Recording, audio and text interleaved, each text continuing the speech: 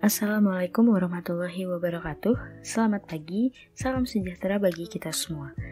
Pada pertemuan kedua kali ini, kita akan mempelajari mengenai analisa struktur yang terdiri dari beberapa topik bahasan. Yang pertama yaitu adalah deskripsi analisa struktur, di mana kita akan mengetahui apa yang dimaksud dengan analisa struktur dan bagaimana tahapan perencanaan pada elemen struktur. Yang kedua yaitu elemen struktur, apa saja elemen struktur yang ada dalam sebuah konstruksi, lalu tipe struktur, macam-macam dari tipe struktur, mulai dari struktur batang, struktur portal, kabel, dan lain sebagainya. Lalu pembebanan struktur, beban-beban apa saja yang bekerja pada struktur, mulai dari beban hidup, beban mati, beban angin, dan lain sebagainya. Lalu tipe-tipe perletakan, atau macam-macam perletakan atau tumpuan yang ada pada struktur, mulai dari perletakan sendi, roll, dan jepit. Kemudian kita juga akan membahas mengenai perjanjian tanda, di mana tanda ini, perjanjian tanda atau asumsi arah gaya ini akan kita gunakan selama perkuliahan mekanika teknik. Dan yang terakhir kita akan membahas mengenai jenis pemodelan beban, mulai dari beban terpusat dan beban merata. Yang pertama, kita akan membahas mengenai deskripsi analisa struktur. Apa yang dimaksud dengan analisa struktur? Analisa struktur adalah bagian yang tidak terpisahkan dari suatu proyek. Analisa struktur merupakan prediksi kemampuan struktur yang menerima pembebanan luar, baik berupa beban struktur, perubahan jenis perletakan, maupun perubahan suhu. Maka, untuk menganalisis struktur dengan benar, diperlukan permodelan tertentu yang dapat menggambarkan bagaimana batang struktur dan perletakan terhubung. Bagan alur di samping ini menjelaskan bagaimana tahapan perencanaan elemen struktur, dimulai dari fase pertama yaitu fase perencanaan, lalu dilanjut dengan desain struktur awal, kemudian masuk ke estimasi beban, di mana kita akan menganalisis struktur. Apabila sudah dianalisis, kita harus mengeceknya terlebih dahulu apakah strukturnya sudah memenuhi syarat atau belum. Jika belum, maka harus dilakukan revisi desain struktur dan kembali untuk menghitung estimasi beban, kemudian kita analisis kembali, lalu jika sudah memenuhi syarat, maka masuk ke fase terakhir yaitu fase konstruksi.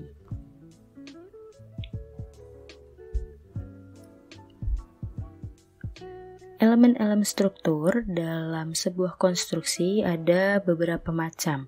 Yang pertama ada elemen struktur tie rod atau ikatan angin. Nah, tie rod atau ikatan angin ini adalah struktur ramping yang bertujuan untuk menahan gaya tarik. Lalu ada elemen struktur balok, di mana balok merupakan struktur yang menerima beban secara tegak lurus terhadap sumbu longitudinalnya. Dan balok ini merupakan elemen struktur horizontal yang diletakkan di atas elemen struktur vertikal atau yang disebut dengan kolom, dan balok juga menumpu pada kolom. Balok sendiri berfungsi untuk memikul beban yang bekerja secara transversal atau tegak lurus terhadap sumbu batangnya, kemudian menyalurkan beban tersebut ke elemen vertikal atau elemen kolom yang ditumpunya. Struktur balok apabila diberi beban secara maksimum secara terus-menerus, maka balok tersebut akan mengalami deformasi atau perubahan bentuk sehingga balok tersebut mengalami landutan, keretakan, atau dalam kondisi yang ekstrim akan mengalami patah. Lalu ada elemen struktur kolom, di mana kolom merupakan elemen struktur yang menerima beban secara aksial atau sejajar dengan sumbu longitudinalnya. Dan yang terakhir ada plat, yang merupakan elemen struktur tipis yang menahan beban tegak lurus terhadap permukaannya. Bisa dilihat dari gambar, gabungan dari struktur balok, kolom, dan plat ini akan membentuk sebuah struktur yang disebut dengan struktur portal. Dan struktur balok sendiri dibedakan menjadi beberapa jenis, yaitu balok sederhana dengan tumpuan sendirol, lalu balok cantilever dengan salah satu ujung tumpuannya adalah tumpuan jepit dan yang lainnya dengan ujung bebas. Lalu balok dengan kedua ujung tumpuan jepit dan balok menerus atau yang disebut dengan balok Gerber. Untuk lebih jelasnya bisa Anda lihat pada gambar. Lalu untuk kolom, yang disebut dengan kolom adalah elemen struktur batang yang menerima gaya aksial atau gaya yang sejajar dengan sumbu utama batang pada kawasan intinya, kawasan core-nya atau kern.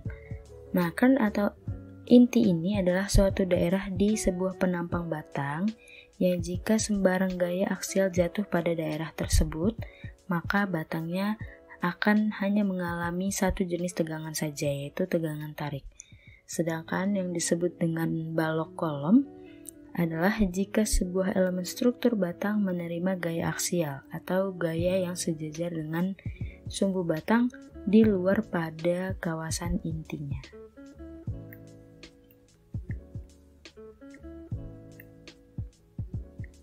Lalu yang disebut dengan rangka hanya didesain berdasarkan gaya batangnya saja atau gaya aksialnya saja. Untuk selanjutnya, silahkan simak video berikut ini mengenai struktur balok dan struktur kolom.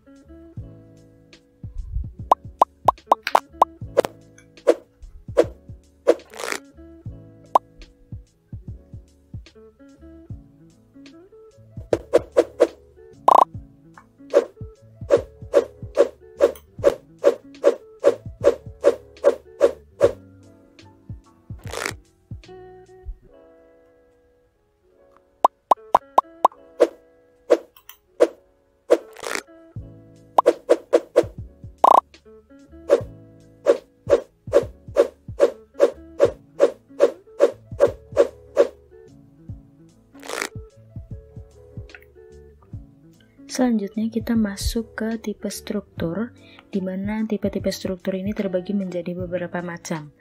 Di antaranya yang pertama ini adalah struktur rangka batang. Struktur rangka batang adalah struktur ramping yang disusun secara triangular.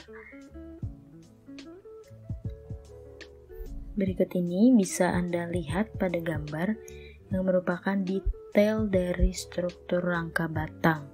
Jadi rangka batang terdiri dari beberapa bagian struktur yang bisa Anda lihat pada gambar.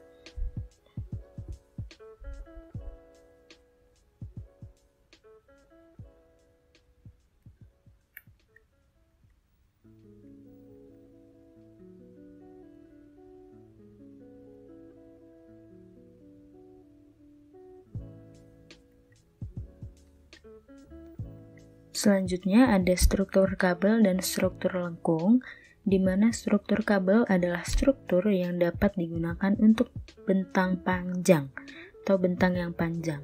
Nah, struktur kabel sendiri berfungsi untuk menahan gaya tarik, sedangkan struktur lengkung berfungsi untuk menahan gaya tekan.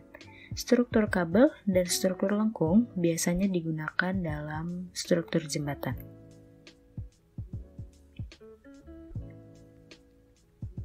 Selanjutnya ada struktur portal.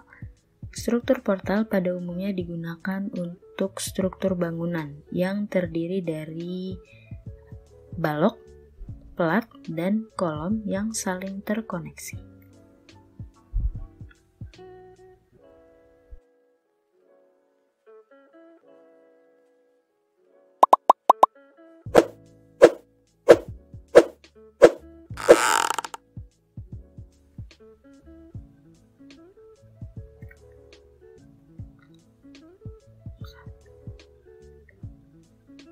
Yang terakhir ada struktur cangkang atau struktur permukaan, di mana struktur cangkang atau permukaan ini adalah struktur dengan ketebalan minimum dan pada umumnya diberikan penutup atau cover yang berfungsi sebagai penahan beban tarik.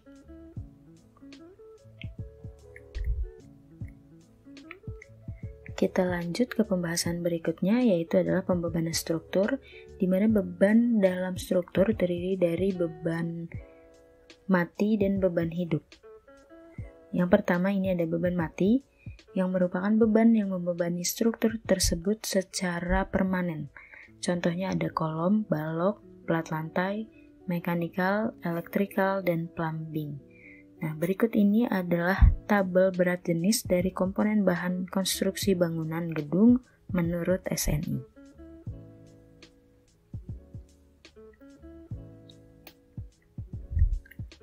Yang kedua adalah beban hidup, di mana beban hidup merupakan beban yang membebani struktur secara tidak permanen atau dapat dipindah-pindah atau diubah-ubah. Contohnya mulai dari aktivitas manusia, perabotan mesin, dan lain sebagainya. Dan berikut ini adalah tabel beban hidup terdistribusi menurut SNI.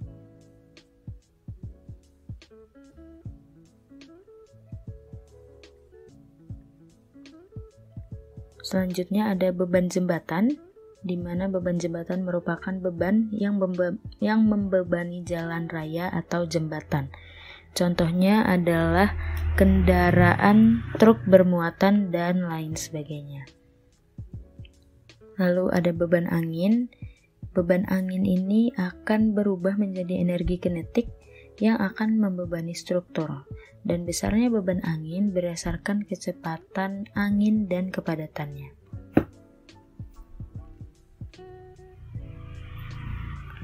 Lalu ada beban salju.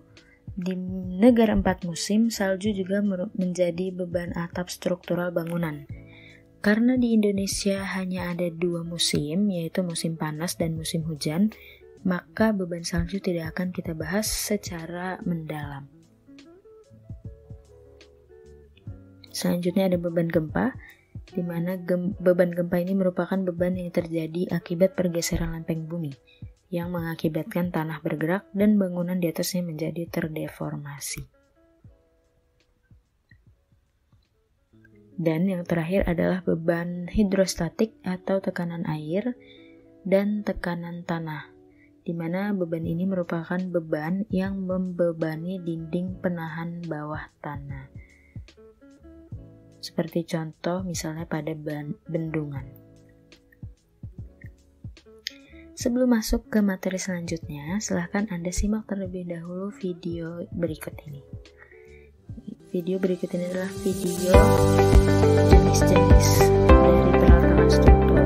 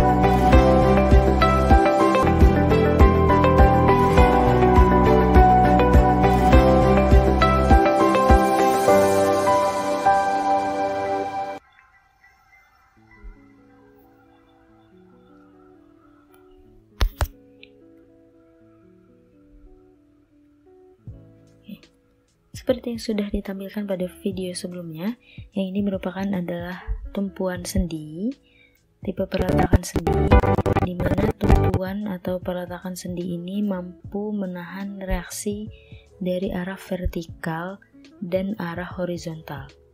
Dan di tumpuan sendi ini terjadi perputaran atau rotasi sehingga tidak muncul momen atau momennya sama dengan 0. Lalu yang kedua adalah tipe perletakan roll, di mana tumpuan roll dapat bergerak searah dengan sumbu batang, pergerakannya terbatas. Dan tumpuan roll hanya mampu menahan reaksi secara vertikal saja. Contohnya, tumpuan roll ini terletak pada struktur jembatan. Kenapa struktur jembatan diberi tumpuan roll? Agar saat memuai, saat udara panas lalu memuai, dia dapat bergerak. Tapi pergerakannya terbatas, sehingga struktur tersebut tidak pecah atau retak. Baut-baut pada sisi-sisi perletakan roll ini merupakan batas pergerakan dari tumpuan roll supaya dia tidak bergerak terlalu bebas. Lalu selanjutnya ada tumpuan jepit, di mana tumpuan jepit ini merupakan tumpuan yang paling stabil. Kenapa? Karena tumpuan jepit mampu menahan reaksi arah vertikal, horizontal, dan momen. Berbeda dengan tumpuan sendi, tumpuan jepit mampu menahan perputaran atau rotasi sehingga muncul momen pada tumpuan tersebut. Selanjutnya kita akan membahas mengenai perjanjian tanda yang akan kita gunakan selama perkuliahan mekanika teknik, di mana apabila terjadi gaya secara aksial atau secara horizontal, maka apabila serat batangnya mengalami tarik, gayanya bernilai positif. Dan apabila serat batangnya mengalami tekan, maka gayanya akan bernilai negatif. Lalu untuk gaya geser atau gaya vertikal, di mana bebannya, perputaran bebannya, arah bebannya searah dengan jarum jam, maka dia akan bernilai positif. Sedangkan jika arah beban yang berlawanan dengan arah jarum jam, maka dia akan bernilai negatif. Lalu ada momen, di mana momen pada suatu batang, jika serat atasnya mengalami tekan dan serat bawahnya mengalami tarik, maka momennya akan bernilai positif. Dan jika serat batang yang mengalami tarik, lalu serat batang atas yang mengalami tarik dan serat bawahnya mengalami tekan, maka momennya bernilai negatif.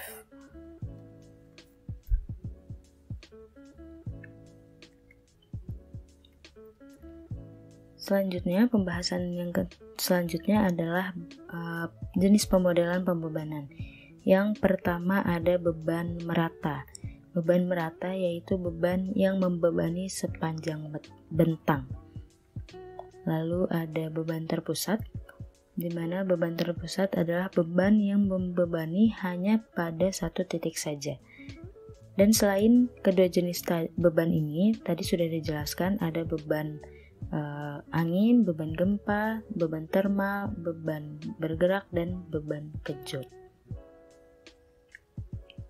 Demikian materi pertemuan pada hari ini. Kita akan bertemu kembali di pertemuan selanjutnya. Terima kasih. Wassalamualaikum warahmatullahi wabarakatuh.